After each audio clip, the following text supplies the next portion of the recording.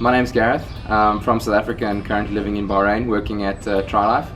A couple of weeks ago, maybe even a month ago, there was myself, John the mechanic from Trilife, and another guy, an Australian, Eric Watson. We were out for a long ride. We decided, let's do something crazy. Let's do something that nobody else in Bahrain has done. So we decided, what about 300 kilometers all in one go? We looked at each other and we were like, okay. And it was literally as simple as that. We then decided next weekend we'll do a 300 kilometer ride. We prepared throughout the week, all the training. We couldn't do any more training, so we just had to clean our bikes, service our bikes, get ready mentally, and that weekend came and we did it. We met here in the morning. We didn't tell anybody. We decided not to tell anybody and just upload it to Facebook and upload it to Strava afterwards and just see what the public would say, just to sort of shock everybody, because that kind of distance it hasn't been done yet. So that's what we did, and the response was incredible. We had people coming into the store to congratulate us, people that I've never even met before, congratulating me. So it was a really good idea, something that really did well for the cycling scene here. A month later, here we sit, just having completed it again for the second time. We decided that the second time around that we would do it, we would tell everybody and give everybody a chance to join what we now call the Bahrain Club 300. Which is an exclusive group of people that have completed 300 kilometers non-stop on the island. So this past weekend we just did the 300 again. What an incredible thing. And we started out as a group of 12, knowing that a lot of people would stop halfway. We got to the halfway point and the 5 of us continued on all the way till the end, and we managed to do the 300, myself for the second time and the other 3 for the first time. So it was an incredible thing. Doing it now for the second time. We're obviously approaching summer, and it was probably the last window of opportunity that we could do it for a long time, at least until December, January. It was really hot. It was hot and it was windy, so that kind of played havoc on us a little bit. It made the conditions extremely tough and turned 300 into a bit of a nightmare for some of us. But perseverance and camaraderie really got us through. It was a heck of a thing to see. All the guys pulling each other. It was really impressive and really inspiring. So we wanted to do as little loops as possible. So, which on an island that's only 20 kilometers wide and 50 kilometers long, finding a 300 kilometer route without doing loops is extremely difficult. So we started in Zalak at the Trilife'S store and made our way down to Jazeera Beach.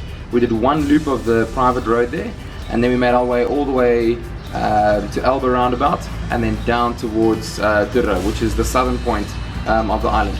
From there we made our way back to Zalak in the middle of the island, and then all the way up the west coast, looping around to the northern tip of the island, and then back down again. So we literally did an entire loop of Bahrain. So as we started out, obviously everybody's nervous, nobody wants to go to the front, nobody wants to do any leading, which can be expected.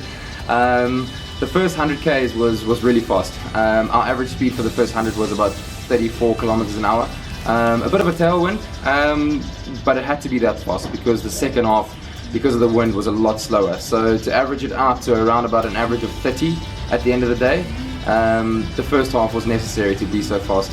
Once we got to the 100K mark, everybody again really fresh. You know, everybody's done 100Ks fairly regularly, but as soon as we approached the 150 mark, we had our lunch stop.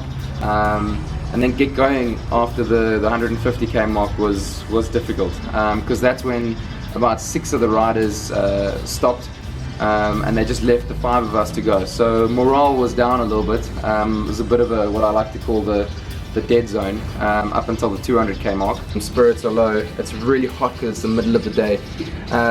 But when we got to 200, we stopped. We had something to drink. We had something to eat. We refueled, and we kind of settled in for the day, you know. You would expect we're well over 150K, so we're over the halfway point, but it's a long way to go. So we just buckled down and just pushed through. We just pushed and pushed, and we kind of got to a point where it's one pedal stroke after the next. Stopped another once or twice before the end, and coming up towards the store, our worst nightmare came true. We got to the store and we were 10 kilometers short. We got to the finish. So we had to go out again and do another 10 kilometer loop at 7 o'clock at night. It almost killed us, having to do another loop. But we had no choice. We couldn't upload a file that said 290 kilometers. We had to do the magic 300. So coming up towards the road, up towards the store after the last loop, all of our GPS computers clicked over to that magic 300, and the feeling, I tell you, the feeling was indescribable. It's an incredible thing to do something like that on an island so small under conditions like this. It was incredible. So a lot of people kept asking us, why did you intend to do it so fast? What was your average speed? And our average speed was just shy of 30 kilometers an hour. On an island like Bahrain, it's quite flat, so you can maintain quite a good speed like that. And to be honest, you don't want to go much slower, because then you're going to be out there for 13, 14 hours, and that's just too long to be out on the road. So sometimes it's better to just go a little bit faster. Total time out there was 12 and a half hours. So yeah, just over 12 hours. It's basically from 5 o'clock in the morning until 6 o'clock in the evening.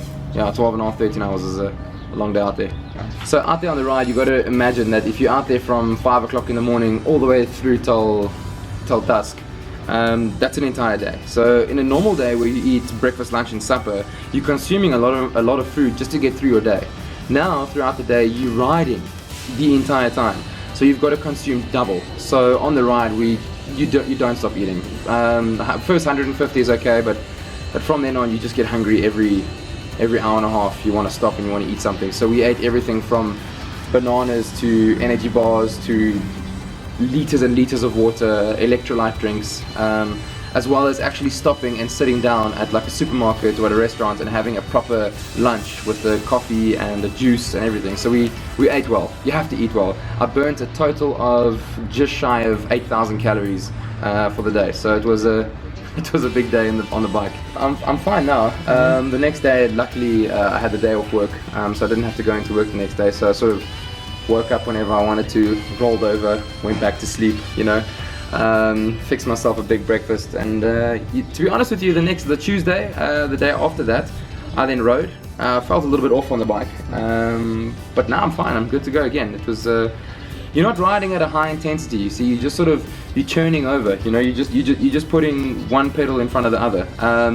So your muscles will be fatigued, but not too sore. So as long as you get good night's rest and you have a relatively good fitness level, it's not too strenuous.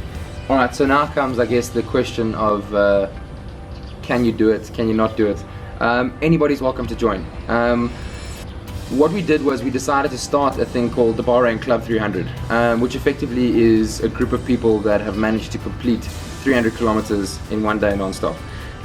Anybody can join this club. You don't even have to do one of our official rides. All you have to do is submit a Strava file or a GPX file that proves that you've done 300 kilometers non-stop. You can then enter into the club.